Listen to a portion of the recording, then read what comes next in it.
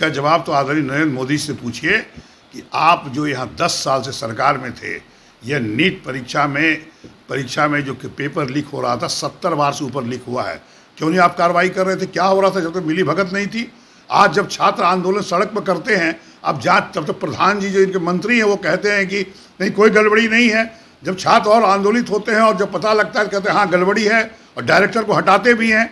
और हटाने के बाद क्या हुआ? जब दूध का दूध पानी का पानी हुआ, गड़बड़ियाँ हो रही थी, तार कहीं से भी जुड़ सकता है। हेड तो कौन है? ये केंद्र सरकार के अधीन काम है, उनको देखना था, मंत्री को देखना था, प्रधानमंत्री को देखना था।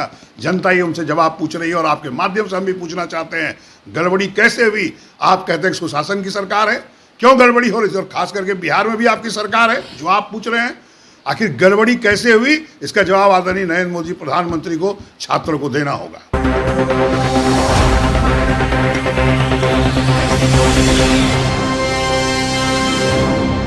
नमस्कार, आप देख रहे हैं पीटीएन न्यूज और मैं हूं आपके साथ Prabhakar Pandey. NEET paper leak मामले पर अभी भी बवाल जारी है। कांग्रेस के वरिष्ठ नेता और विधायक अजीत शर्मा ने कहा है कि नीट परीक्षा में मिली भगत पर नरेंद्र मोदी को जवाब देना चाहिए। अजीत शर्मा ने कहा कि भाजपा 10 सालों से सत्ता में है और कई बार पेपर लीक की मामला सुनने को मिल रहा है, लेकिन न तो केंद्र सरकार इस मुद्दे पर संज्ञान लिया है और न ही राज्य सरकार। भाजपा हमेशा से जनता से धोखा करते आ रहा है। उन्होंने कहा कि नीट परीक्षा पर कांग्रेस पूरी तरीके से सड़क पर उतरने जा रही है और आज से जो लोकसभा का सत्र, उसमें राहुल गांधी इसकी आवाज़ बनेंगे। भाजपा न ही रोजगार पर बात करता है और न ही महंगाई पर। आज गरीब घर के महिलाएं लकड़ी पर खाना बनाने को मजबूर है, क्योंकि जब कांग्रेस सरकार सत्ता में थी तब गैस की कीमत 400 था और अब गैस की कीमत 1200 है। नरेंद्र मोदी हमेशा जुमला ही बोलते रहे हैं। उन्होंने कहा कि भाजपा को इस बार होश आने वाला नहीं है। विधानसभा चुनाव होने दीजिए, हमारी सरकार आएगी और हम लोग सत्ता में आने जा रहे हैं। इस बार जदयू और भाजपा दोनों मटिया मेट हो जाएगा। इस बार बिहार की जनता दोनों पार्टियों को नकार देगी। और क्या कुछ कहते नजर आए अजीत शर्मा, पहले आप इनका बयान सुने।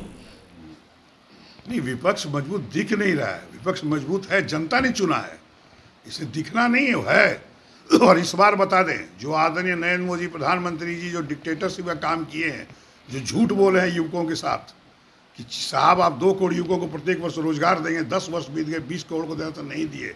महंगाई, वो कहते थे कि आदरणीय मनमोहन सिंह को महंगाई का मोह शब्द नहीं आता, जो हमारे प्रधानमंत्री थे। महंगाई आकाश छू रहा है। गैस 400 रुपये थे, आज 1100 हो गए। महिलाएं आज लकड़ी जला रही हैं, गरीब महिलाएं गैस खरीद नहीं पा रही। इसका जवाब तो देना होगा। ठीक है, इस बार जीत सरकार उनकी बन गई, लेकिन मेजॉरिटी से नहीं बनी, समर्थन से बनी है। और इस बार विपक्ष मजबूत है।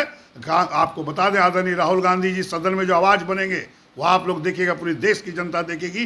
देश की जनता के हित में, छात्रों के हित में आवाज़ उठाएंगे वो। सर, नीट मामले को लेकर के सीबीआई की टीम भी जांच करने आई, यहाँ पर हमला भी हुआ उस पर, क्या लग रहा है इस पूरे मामले को लेकर कैसे देख रहे हैं? इसका जवाब तो आदरणीय नरेंद्र मोदी से पूछिए कि आप जो यहाँ 10 साल से सरकार में थे, यह नीट परीक्षा में जो कि पेपर लीक हो रहा था 70 बार से ऊपर लीक हुआ है, क्यों नहीं आप कार्रवाई कर रहे थे? क्या हो रहा था जब तक मिली भगत नहीं थी?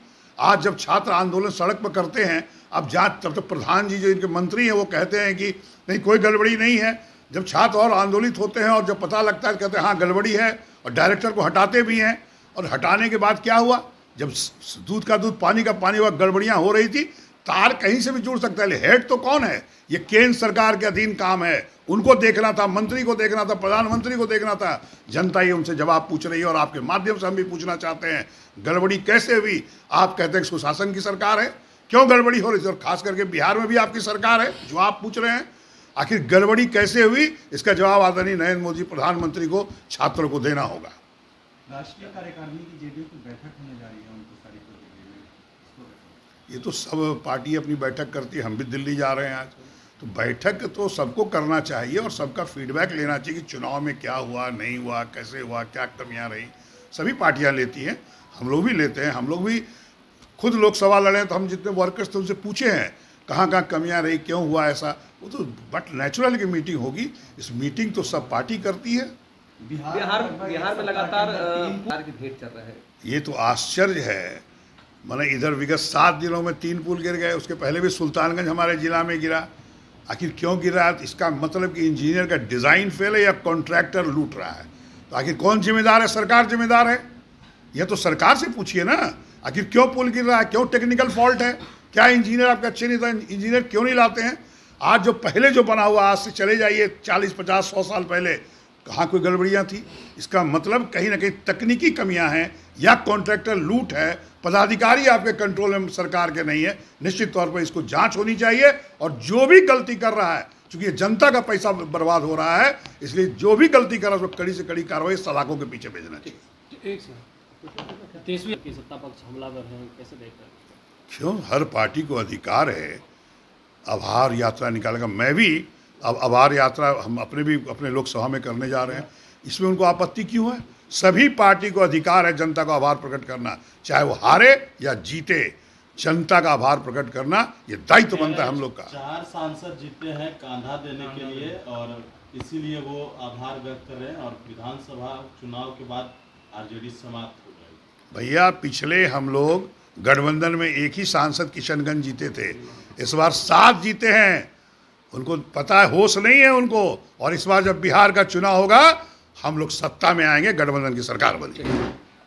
मीडिया के द्वारा पुल टूटने के बारे में पूछने पर अजीत शर्मा ने कहा है कि बिहार में लगातार पुल गिर रहे हैं, इसकी गंभीर तरीके से जांच होनी चाहिए।